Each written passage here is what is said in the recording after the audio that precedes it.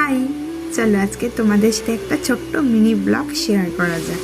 রবিবার দিন বিকালে একটু প্ল্যান করলাম যে একটু লং ড্রাইভে যাব। তো শুধু শুধু তো রাস্তায় আর ঘোরা যায় না। তারপর রাস্তায় বেরিয়ে ঠিক করলাম যে অনেক দিন মোমো খাইনি, এবার একটু মোমো খাওয়া যায়। আমরা দক্ষিণাপনের অপোজিট থেকে মোমো খাবো বলে ঠিক করেছিলাম। তো সেখানে গেলাম, গিয়ে ওখানে তো প্রচুর ভিড় হয়। ওখানে অর্ডার দিলে প্রায় ওরা 10-15 মিনিট পর দেয়।